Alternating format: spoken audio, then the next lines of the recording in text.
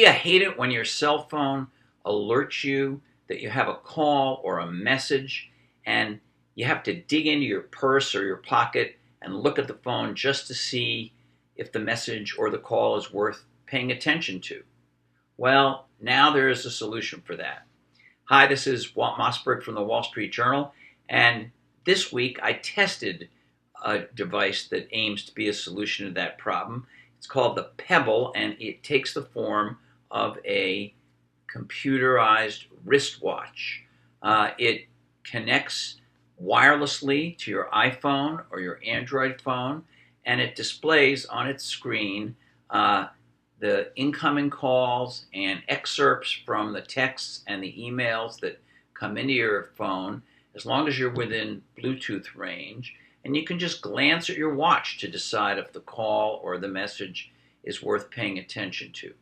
Now, the Pebble costs $150, and it's important to note that it is not a sort of Dick Tracy watch. You can't make calls on it. It has no audio. It has no microphone. You can't respond to texts or emails. It's really about notifying you of what's going on in a phone that is not necessarily in front of you at the moment. Could be that your hands are full, or you're on the run, or you're driving, or you're running for exercise, whatever. You just don't want to pull out your phone, or you're not able to pull out your phone. Well, you can look at the screen of this Pebble watch and see what's going on the phone.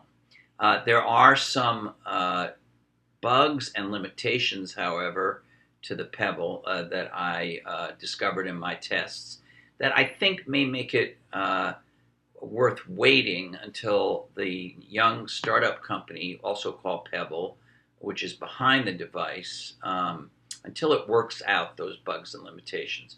A few examples: if you get a bunch of emails that come in quickly, right on top of each other, Pebble overwrites each notification with the next one so quickly, if this is happening in a compressed time period, that you really don't have time to read even the excerpt, and there's no way to scroll back through those notifications. The company is working on that and hopes to have a scroll back feature next month.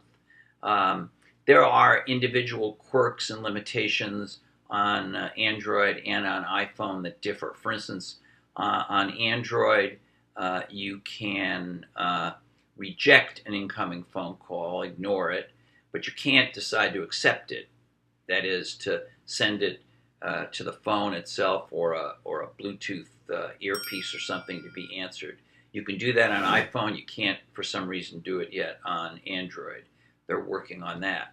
On the other hand, on iPhone, while texts and iMessages come in perfectly fine, email is a little iffier. It works, and it worked most of the time in my test, but there's kind of a workaround. You have to go into the notification settings of the phone, toggle a bunch of icons, and even then, it can be intermittent. The company says that's their number one issue that they're trying to fix, and they're working on it. This Pebble watch also has a future as a platform, the company hopes.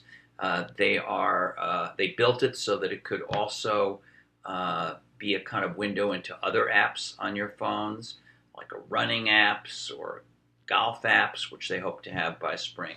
So the Pebble watch is a potentially very useful addition to your smartphone, but you may want to wait to buy it.